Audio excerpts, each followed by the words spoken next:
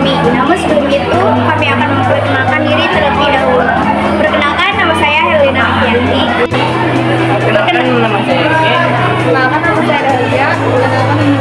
Perkenalkan, nama saya Rachel Rafaino. Sekian perkenalan dari kami. Selanjutnya adalah pembahasan materi.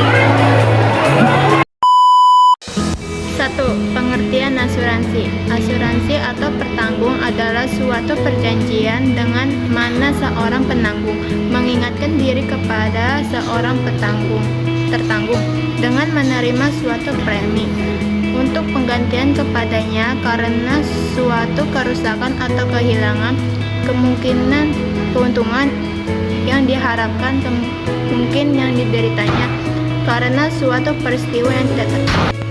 Penjelasan tambahannya adalah benda beserta hak atau kepentingan yang melekat pada benda tersebut, hal yang mengaitkan dengan nyawa bagian tubuh termasuk kesehatan serta lainnya yang termasuk dalam objek asuransi sesuai dengan yang dijanjikan pihak insiru, uang pensiun dapat bulanan serta lainnya. Fungsi asuransi yaitu sebagai mekanisme untuk menghilangkan risiko. Risk transfer mechanics yaitu menghilangkan risiko dari satu pihak tertanggung kepada pihak lain pemenanggung. Contohnya, misalnya kita sakit, lalu kita butuh biaya banyak atau biaya yang besar. Kebetulan kita juga ada asuransi, maka nanti asuransi yang menanggungnya, tapi kembali lagi biasanya setiap bulan kita harus membayar asuransi. Unsur asuransi, penjelasannya, jadi ada pihak tertanggung, pihak penanggung, objek asuransi, dan ada peristiwanya.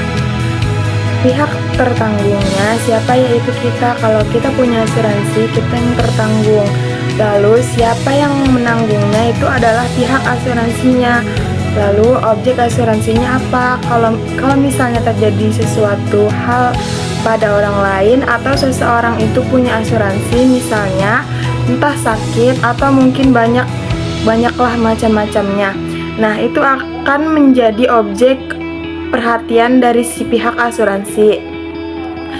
Lalu peristiwanya itu kapan terjadinya, apakah benar itu memang terjadi, misalnya kerugian atau kecelakaan atau macam-macam, dan itu bukan atas unsur sengaja. Kalau atas unsur sengaja sulit untuk dicairkan ataupun tidak dicoper begitu. Jadi ada pihak asuransi yang memang melihat kejadian itu benar-benar terjadi atas unsur ketidaksengajaan atau unsur sengaja. Selanjutnya di sini ada manfaat asuransi. Yang pertama, melindungi pendapatan dari risiko yang akan datang. Yang kedua, melindungi uang yang disimpan untuk mewujudkan rencana masa depan. Yang ketiga, melindungi masa depan keluarga ketika kematian mendatang. Dan yang keempat, melindungi kesehatan fisik dan mental ketika terjadi resiko kecelakaan.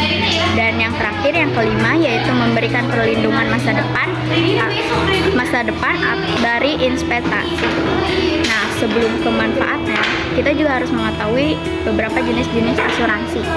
Nah, di sini ada jenis-jenis asuransi. Jenis-jenis asuransi di sini ada asuransi jiwa, asuransi kesehatan, asuransi pendidikan, dan asuransi kendaraan.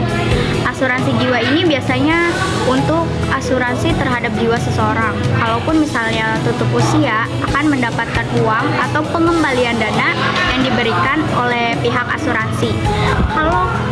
Kalau asuransi kesehatan, misalnya sakit untuk rawat inap, rawat jalan, atau kemudian biaya vitamin dan lain-lain, atau juga bisa untuk biaya persalinan. Kemudian asuransi pendidikan, ini biasanya terjadi pada orang tua kita yang ditawari untuk pendidikan kita ke depannya. Misalkan untuk biaya kuliah atau apa nantinya bisa diambil per 5 tahun atau 10 tahun tergantung dari program asuransi tersebut. Lalu ada asuransi kendaraan. Ini biasanya untuk kehilangan atau kerusakan Sedangkan asuransi kendaraan ini kembali lagi kepada peristiwanya. Kalau kendaraan itu bisa saja terjadi atas kesengajaan, karena mungkin misalnya ada lecet sedikit terus agar mendapatkan asuransi disengajakan, atau dinanti dulu lecetnya menjadi banyak, atau banyaklah caranya agar orang-orang dapat mendapatkan asuransi dengan berbagai cara. Padahal sebenarnya mereka tidak membutuhkan atau tidak bisa mendapatkan asuransi itu. Dan yang terakhir, peran asuransi. Yang pertama, memberikan keamanan, dan yang kedua, menghasilkan sumber dana, dan yang terakhir, mendorong pertumbuhan ekonomi. Yang pertama, memberikan keamanan. Asuransi menyediakan dukungan keuangan dan mengurangi ketidakpastian dalam bisnis dan kehidupan seseorang. Asuransi menjadi pelindung atas kehilangan atau kerusakan yang tiba-tiba terjadi. Yang kedua, menghasilkan sumber dana.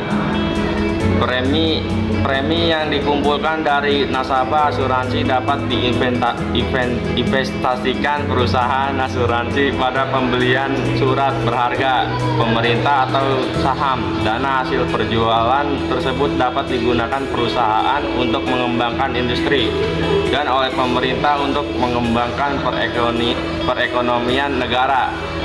Yang ketiga, mendorong pertumbuhan ekonomi. Asuransi mengurangi kerugian sehingga meningkatkan stabilitas keuangan dan mendorong aktivitas perdagangan. Sekian video presentasi dari kami. Kurang dan lebihnya kami mohon maaf. Wassalamualaikum warahmatullahi wabarakatuh.